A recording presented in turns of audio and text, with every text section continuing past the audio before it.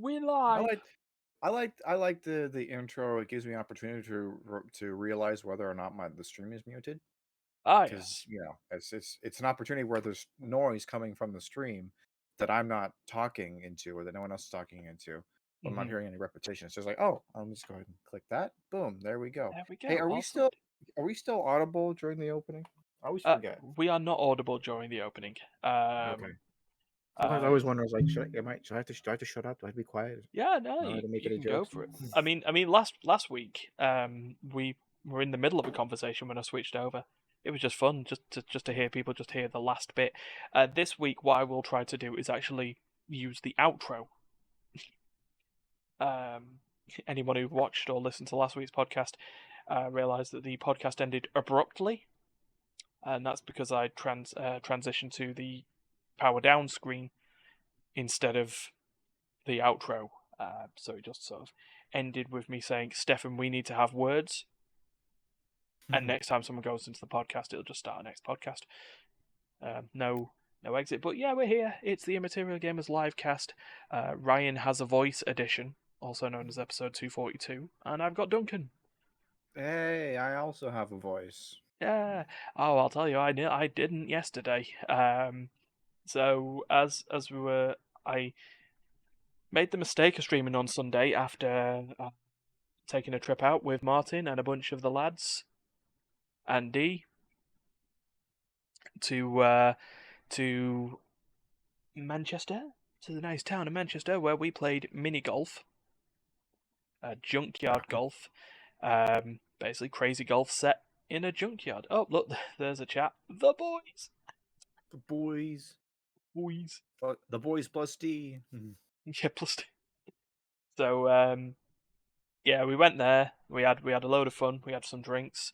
A really awkward moment where a guy, and I have to say this now, a guy wearing deflated boobs, went to high five me, but was so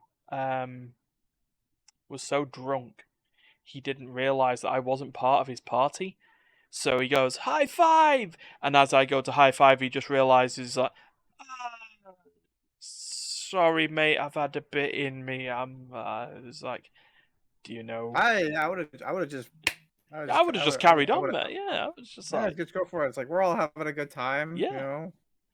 yeah. But we went there. We're all having fun. We were on the course called Gary. Yeah, so there were three courses. Pablo, which was like a like a forest themed one. Bozo, which is killer clowns, and Gary, which is only fools and horses. But the best part about it, there was a Robin Reliant that you had to hit the ball into, and bits of Watch the gas tank. scrap cars. Hmm? Watch the gas tank. Yeah. Oh no! Sorry, that's different car. Different car. That's the 3-wheeler one, right? The one Yes, that rolls the over. one that just tips over. Yeah.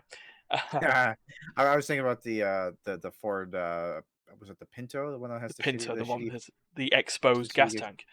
Yeah, Yeah. yeah. I'm getting my faulty, goofy cars mixed up. Oh man. They Hey, were all on Top Gear at some point, I'm sure. have you seen a Peel P50? I don't know what that is. Oh, I will. Give me 1 second. I'll give you a link to that. The Peel P50. It's just a dodgy looking car. Here you go. I will show the Google image of what one of them looks like. It is in the chat. Anyone else? Just um, well, Brum. Oh God. Oh yeah, that's the that's the you could put that one in the elevator. I love it. Yep. In fact, back in the day, before the host ended up getting himself sacked from the show for punching his producer, Jeremy Clarkson tested a PLP 50. He's like 6 foot, God knows what, and wider than as wide as me, and tries to sit in that car, and it honestly just looks like. Do you remember the episode of The Simpsons? I think it was the 23 short or like the 22 short stories in Springfield one. There was a guy, it's like a really tall guy driving, and Bart Nelson laughs at him, and the guy's like, no, sorry, this was the only automobile I could afford. And it's like, I'm now just going to parade down with your pants down. Yeah, say ha ha now. But yeah, it just reminds me of one of those cars. And he did put that in an elevator in the BBC television centre. But Yeah. then the skit ended with him driving out onto the road and one of the BBC News presenters just lifting the car from the back and just turning it the other way round, so he was facing the wrong way in traffic, just for fun. But yeah, we had fun on that golf course, and then we went to he drove it around the offices. In fact, showing on one scene BBC News 24 at the time. Were doing their bulletins, and in the background you just saw this little blue car driving in the back, and the one show and stuff like that. It was just driving it around the centre while they were still doing productions there before they moved it hundreds of miles up to my part of town rather than London. But yeah, we went there, and then we went to the Beer Keller. Which was a German-themed bar where you could drink your alcohol in steins. You could order a pint, but instead you could just order a stein, 2-pint stein, just have it there like that. And we were drinking and we were merry. And Steph went to try each of the cocktail steins, and he got through 10 out of the 12 of them. No, 8 out of 10 of them. And then we were singing. Where was not to be selfish with you, but where was all this when I came for my birthday? I feel like the energy to go out and get go drinking and get wild. I feel like there wasn't that energy when I was there. We need to. Yeah, we gotta fix that. And We got to rectify that. You have to take a trip to the Beer Keller. We have to get you a stein. Honestly, I feel that Martin would agree with it one day that we should just get rid of all our glasses and just replace them with steins. Martin already has one, but I would like. There you go. I would also like one and more. So we'll go for that. But yeah, we were singing and being merry. There was an Oompa band. Playing drinking games, like down your stein within the count of 8 that no one could do because they were too drunk at the time to realise that the count of 8 had already started. But then it ended up with us, singing at the top of our lungs, Mr. Brightside and Hey baby, and all that stuff and all that, and then we left. Me and Steph ended up having to get a taxi home because the trams had stopped just as we went to go to the shop to get some sober down water. Oh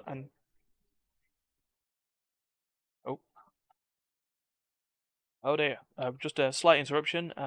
Our house shook. Oh dear. Armed forces plane or armed forces or very, very low plane going across, which, considering we've got double glazing, we shouldn't normally hear unless they are damn close to the ground. But yeah, Steph was trying to get. I did not fart. Dear God, Steph. That. Thanks. Yeah, that was yesterday and the day before. Certainly wasn't the earthquakes on the Saturday night. But yeah. Yeah, but me and Steph got home in a taxi because the trams went down. Martin and our friend Paul, one of the Pauls, we've got 2 Pauls, of course we do, went on and continued having the rest of the night out from there. I woke up the following morning, had enough voice to do the Like a Dragon stream, and then my voice went south as the rest of the day went on. Just turned off. Crash and burn. Yeah, I came on before watching the Formula 1 for the day. I went to speak to Steph and Terry. I was like, all right, guys. And the first words that Terry said is, what the fuck has happened to your voice? Your voice is fucked. So yeah, that's why we didn't do the podcast last night. So, but with that means we get Duncan. And Hello. Steph was good. Well, Steph, you were good, but you couldn't do the podcast on your own. Well, I mean, you could have done, but So, with that, how was your weekend? No, We've my probably more like my week. So I guess you've seen me well, since. yeah, I guess I've seen you. Yeah, that makes sense. For everyone else in the world, how was your week? Got a puppy. That was pretty good. Puppy. Um, Which if you check the Immaterial Gamers Twitter account, you can see. yeah, we got a new puppy. My one of my dogs, he had passed away unfortunately about a little over a month ago. Little Max, he's made many cameo appearances on the podcast and various contents Did um in the past.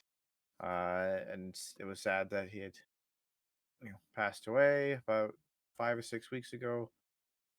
We ended up getting a new puppy. It was kind of not related. Like, it was a good time for it because we had just lost a puppy, but it was kind of an unrelated thing that my mom had already been planning yeah. to do.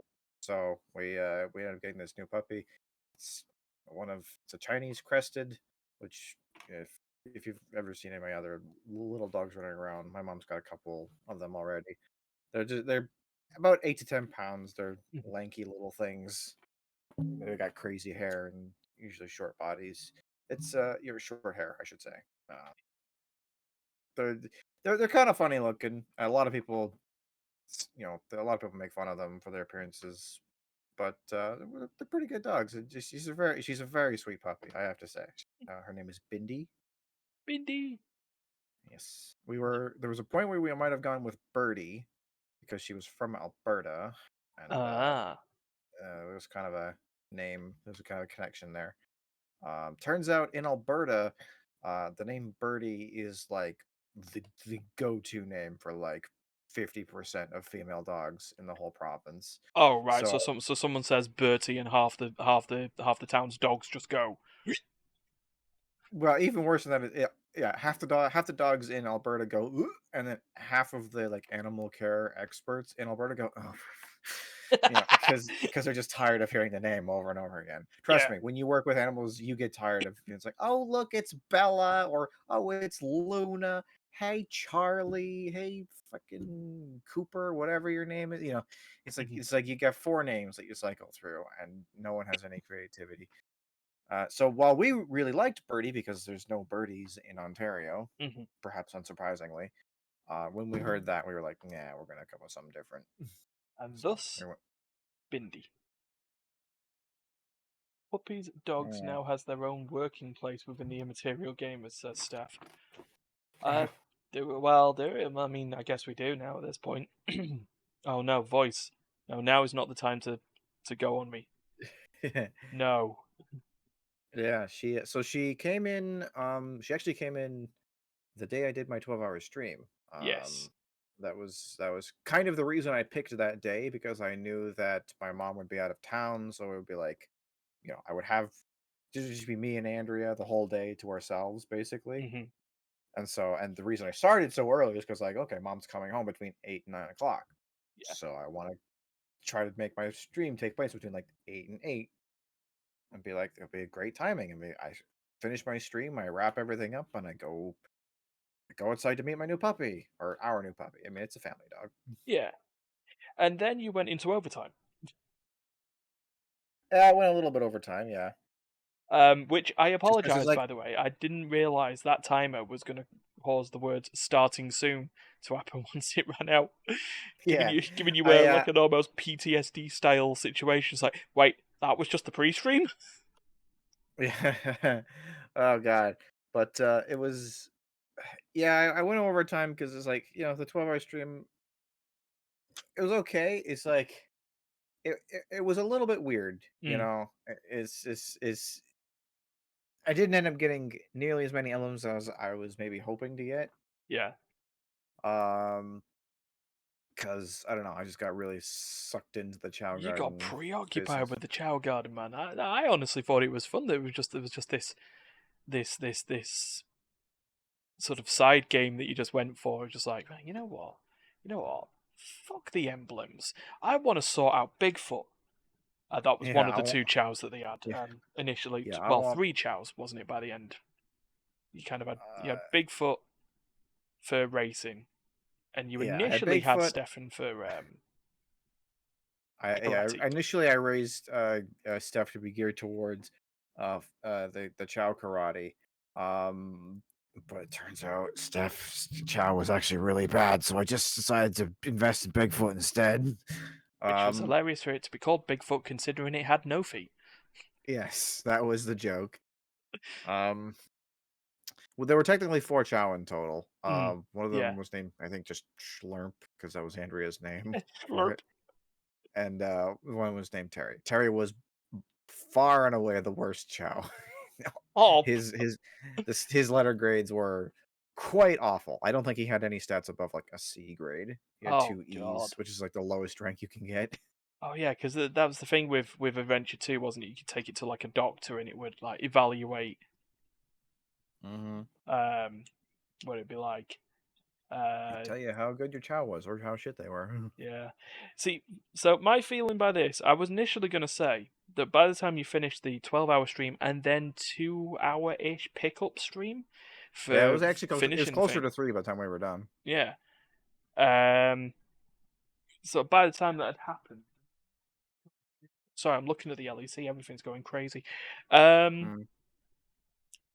But oh, what was it? Yeah, so by the time it ended, I was going to turn around and make a joke saying Duncan would never want to see another Chow for the rest of his life. But no, you were enjoying the Chow Garden. So I took that back and I said, right, you would never want to see City Escape again for the rest of your life. Cityscape's great. I love Cityscape. Yeah. What was I gonna say? Oh, I've gone. There I go. Uh, Quick, vamp, vamp. but yeah, it made me look up a speed run of Hmm. the world record for you know the 180 emblems Yeah. because I was thinking about it. By the end of it, it was kind of getting to me like, man, you just like empirically have to spend a lot of time in the Chow Garden just because of the Chow Garden Hmm. mechanics and how it works and because of the racing. Like there is physically only so much time that you can save in that, and the Mm. rest is just you just got to be there for it. I was curious to see like how much of the Chow Garden, how much of a actually good speed run is taken up by the Chow Garden, Mm. and it's like 40% of the run. It's the Yeah. last 9 emblems that they typically do in that run, and it's like 40% of the run. It's like God. 3 hours of just standing there, and they've got it down to a science. Like they literally get 3 animals. They get a vulture, Hmm. they get a dog, a skeleton dog, and they get um something else. What was it? A vulture, there's a dog, and something else for another stat. Mm. But basically, they like cover like 3 different stats, Yeah. and they've got it down to a science of like you do it with this animal 190 times in a row. You cannot fuck it up a single time, or you lose Break and the you fail, run. Yeah. or you break it. The run fails completely. After like 5 minutes or so, you have to go and you have to go feed the chow because that's the point where the fruit finish growing and Yeah. they can be shaken off the trees. And then they go and they immediately go back to cycles with the animals, and they just repeat that for like an hour, and then they just plow through all the races and all the karate. Oh God. See, It I've is sort of had that it same is sort it of is kind of situation. it's one of those things where it's like it's wild to see like how much thought and technical precision goes into such an incredibly mundane task. Mm. It's Yeah. it's crazy. It is mental. I mean, I didn't have. I mean, Chow Garden was something that slowed me down at the end. I mean, by the time I'll be fair, by the time I got to the end of where I needed to be, it was Chow Garden and A missions, and my God, the A rank missions in Sonic Adventure One were ridiculous, especially if you were someone like Sonic, because it was basically beat level within certain time. But that time was like it would have been before speedrunning was a thing. It was speedrun requirements in order to sort of complete stuff like that. I sort of remember like Hmm. Windy Valley for Sonic. Part of that required you to take a leap of faith on like one of the sections of the level. So you weren't just spending 30 seconds running around in a loop. You spent 5 seconds plummeting towards the ground without missing and overshooting and losing the life. It was like that was just so ridiculous. But Oh, it was Chow the Garden sorry, was it was the half fish, the sort of sea monster creature. That was their right. animal. Yeah, there we go. So yeah, because part of that was what you told me, wasn't it, or what we saw in the 12-hour stream of this sort of cheating the system a little bit in regards to making a Chow absorb an animal without grabbing it. Because if you grab it Yeah, and absorb it, that just does it, drains it, and that's that. But yeah, yeah. if you sit Normally, down, the intended mechanic is that you just like sort of push the animal into their face, and they grab it in their hands, they squeeze Chow's it. just like, There's a whole little dance, and then as soon as you like turn your screen away from them, it disappears. And so yeah, it's like don't think about it. But like you can, if you line it up just perfectly, hmm you can get it so that you can set the animal down directly in front of them. This gives them the ability to take the stats from the animal, but somehow the animal's still usable hmm because it doesn't bounce away. yeah, So if you're good about it, you can kind of like chain several put downs in a row, and you can basically just infinitely reuse the same animal. And this is and, what they do with speedrunners. Like they literally just take three animals, exactly three. They never, once they go to the chow garden, they do not leave the chow garden mhm, ever again, yeah, unless they go to the store. But hmm like, and they just boop, boop, boop, boop for like 90 minutes. It's oh. Oh man, I understand that that's what would be required to do it, but I couldn't deal with that. I mean, to be fair, that's part of why we do. No, that's why we've done the 12 hours one idiot streams the way they, the way they are. Um, Aims and objectives that could be possible, but are realistically not possible. Well, it's not easy. I mean, Yeah. fuck, like the top only like the top 10 or so people who have placed on that speed run have actually beat it in less than 12 hours. hmm Like Yeah. like it is, even if you know what you're doing, and I 120% did not know what I was doing. It Yeah. is a legitimately hard game to beat hmm 100% in one sitting. hmm It was no mean feat. Yeah. Like number one, it was like a 9-hour stream. hmm I sort of had that same sort of thing with Sonic Adventure One. It was like 6.5 hours. I think speedrun was showing for all emblems, and like 6.5 hours for a speedrunner. Yeah, I can understand that. 6.5 hours for someone who when they last played Sonic Adventure One was 25 years ago or whatever. It's like that's just Yeah. how it is. Like But even me, it wasn't that long ago. Like hell, I played it, maybe a couple of years ago on yeah, the Steam version, so it wasn't that long ago for but me. yeah. But oh no, man, that was fun. I think between both of our streams, they are fun and different. Not something that we'd ever do on the regular, but if we end up like hitting goals and stuff, which I mean, Terry started to follow a goal of 150 on there on the Twitch at the moment. 150 is Yeah, not the goal to start another 12 hours one idiot stream, considering the next one's involving American Truck Simulator, and making a certain amount of money. So that's on there, but. And it could, yeah. it could. I It mean, it it could it be. it would have to. It would be tough to come up with like games that I can play for 12 hours and make a reasonable amount of progress and hmm or beat. Yeah. Because like, yeah, okay, I could play like Hades for 12 hours if I really wanted to. I I could play mean, FTL for 12 hours. yeah. Like there It's are games that have like that you can like infinitely replay hmm But then it's then trying for to find some sort of objective to justify the 12 hours. I mean, we could easily just play Hades, 12 hours, 180. I mean, the whole joke about playing Sonic 06 was that it is of the Sonic games objectively the worst Sonic game. That Hmm. playing the game for 12 hours was the challenge. Yeah, So yeah. Playing the game for 12 hours and not losing you're absolutely losing your mind. yeah. Um, It'd be even better if you could somehow like rig it up. It'd probably be impossible, but if you could somehow rig it up that like every time someone dies, you could like push a button and like the other person or takes over and they like have a to sort of play hot now. seat mode. I reckon with Yeah. some decent knowledge, someone could do that, but I mean, yeah. That'd be absolutely mental. All right, you know what? That's just randomly out of nowhere. Right, 1,000 followers and 200 subs a month. There you go. But That's a mid-sized that's a mid-sized streamer right there. yeah, exactly. There you go.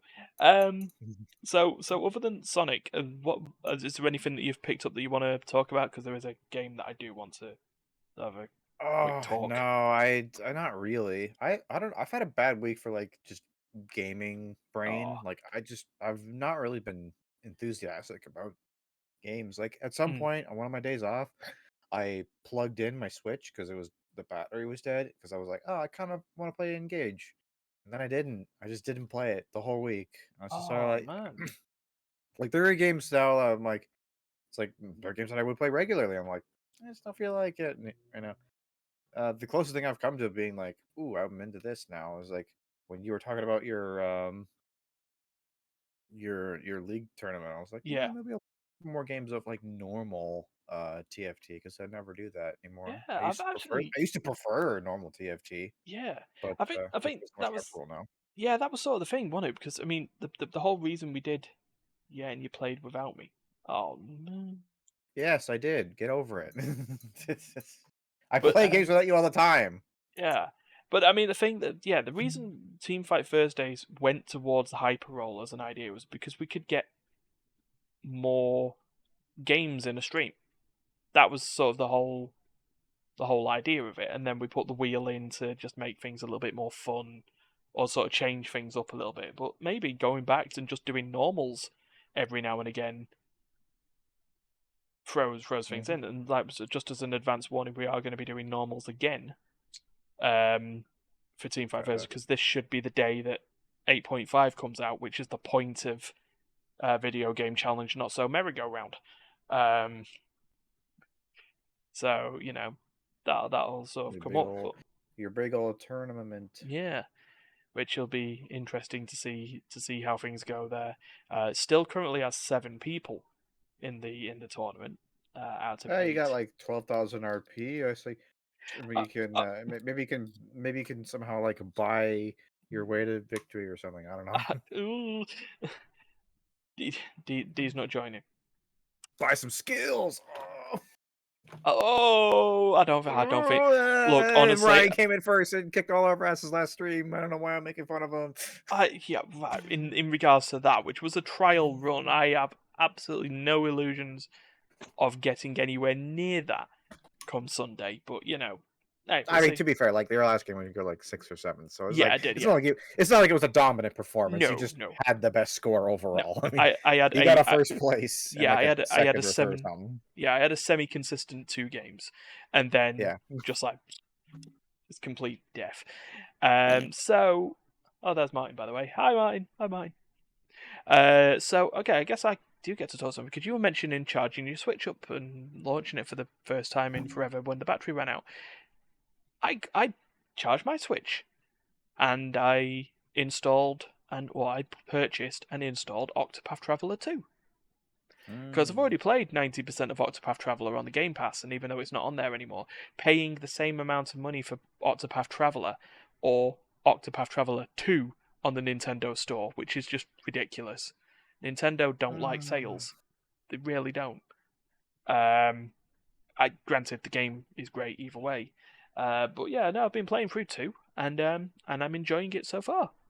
Um, Anyone who doesn't know what Octopath Traveler is, simple enough. It's an RPG by Square Enix, where the big conceit of the game is that you have 8 protagonists. Octo. Hence the oct. Yeah, that's the Oct part, and then they travel through paths, or they go through paths or stories. Path, and the main character you choose in each game is designated the Traveler. Ta-da!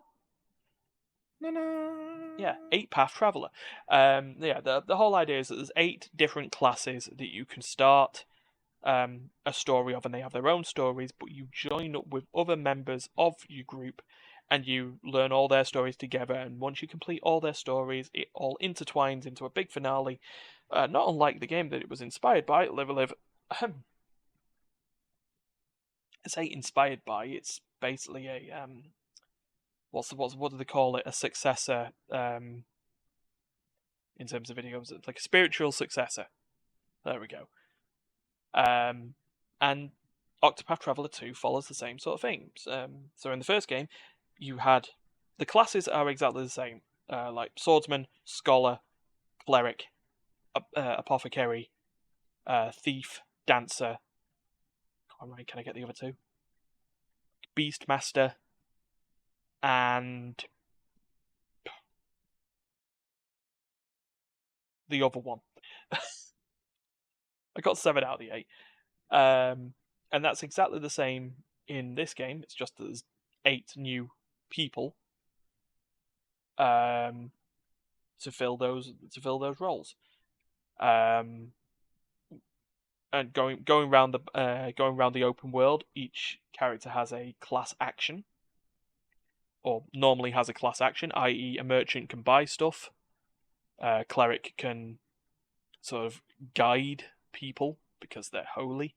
And the Beastmaster can capture animals or sort of, do stuff that way. But then they also have so they're the good skills, and then they're counterbalanced by the bad skills. So where someone can, the apothecary can inquire with townspeople to find out information, get discounts, do all that stuff. The scholar, it's not inquire, they scrutinize. That's the term that's used in it. So they scrutinize someone. So the good actions are guaranteed. They always work, but can sometimes be a little expensive, for example.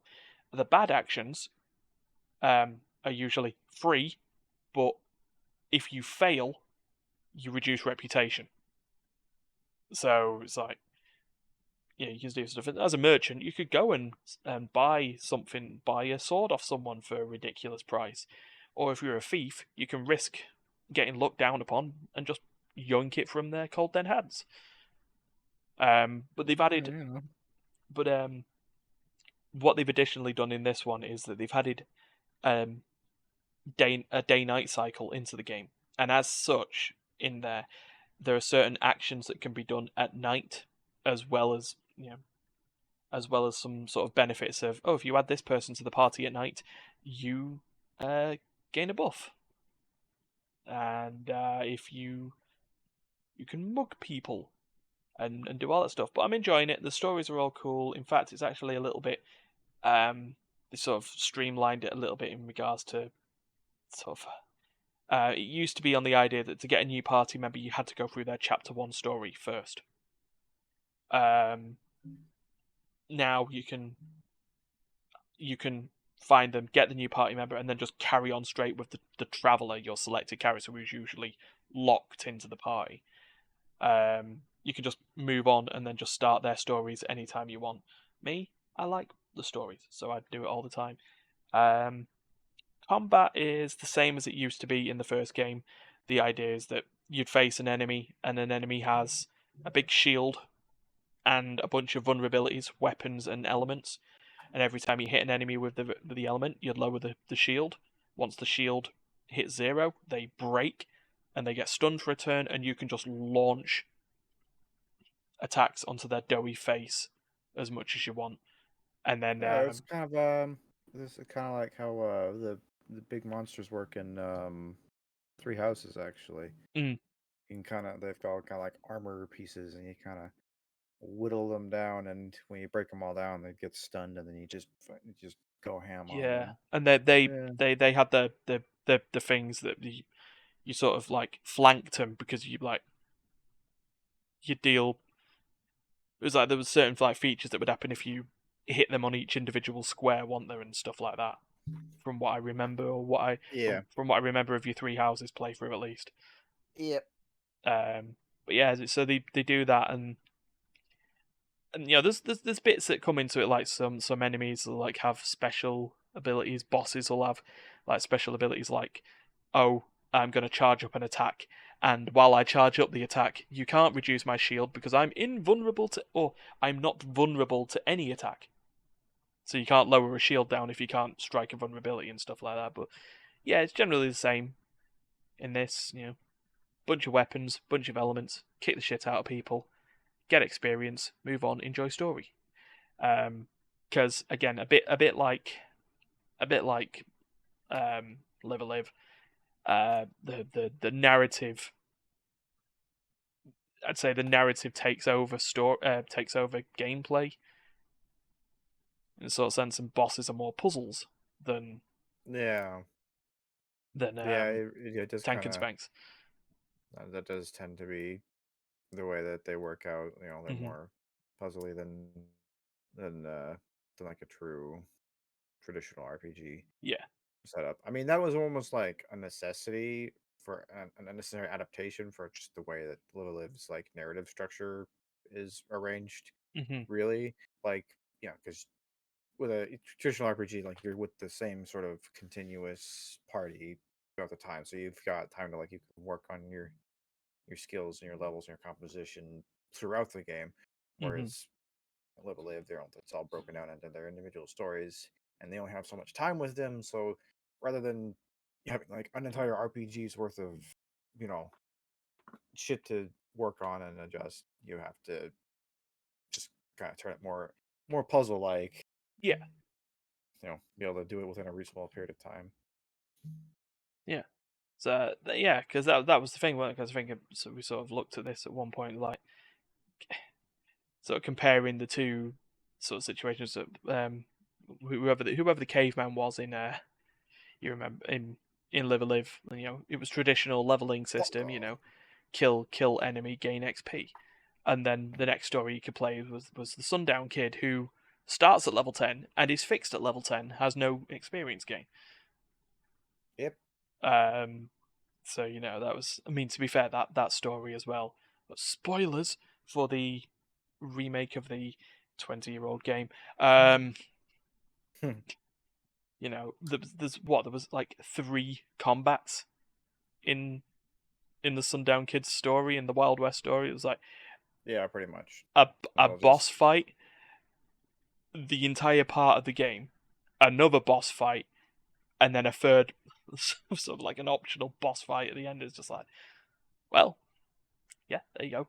No reason for that. But yeah, I would heavily suggest it, especially if you like Octopath Traveler. Octopath Traveler 2 is is sort of a, what's the word? I don't want to say improvement on the formula. It's a expansion of they there you go. expand on the ideas in number 1, and it's still a good experience there as well. So yeah, Noise. let's go. Hey, I would love to look at some news right about now. However, about 5 minutes ago, my mom came in and said that dinner was on the table. So Oh I no. unfortunately just do not have the time to stick around for it. Let me just Wasn't have a expecting to be. I knew it was going to be soon, and I knew it would be cutting it close. Was why I was kind of like on the fence about coming in, but it is early. To be fair, it's yeah. earlier than I expected. So We can do a unfortunately, very I got to sign off. But yeah, yeah at least we very got something short out. wrap up. Other than that, yeah, the only things I could see on this is very very brief wrap up. No sex in Starfield in Australia. Disco Elysium is put in a collage mode, which tries to take people away from the lawsuit going on between the creators of the game and its owners. Rare Founders got to eat has got to lick the chocolate of a 24-year-old BAFTA, and Rip Lance Reddick from All those John things and John more. Wick and Destiny 2 fame. So rip. So yeah, this is a shorter podcast. I agree. I also want to go because I want to have an early night as well because I'm still not fully well. So There you yeah, go. that's Everyone how that wins. works. So yeah, like, share, subscribe if you've enjoyed the podcast. Follow us on Twitch. Subscribe to the YouTube. Keep going. We'll probably set up another goal and do another 12 hours X idiot stream at some point. The podcast in audio form is available everywhere where your podcasts are served. And is just as a quick word, is Steph still there? Because is Steph still looking at streaming or not streaming on Wednesday? Because if not, I'll be taking over. Because I've got more Moonlighter to play. The usual streams are on the schedule. Check the Twitch out. I'll update the schedule so it's actually there. And with that, me and Duncan are going to sign off. So have a good night, or morning, or time, and we'll see you soon. All right. Uh, Hold on. Pod outro, not power down, Rain. There you go.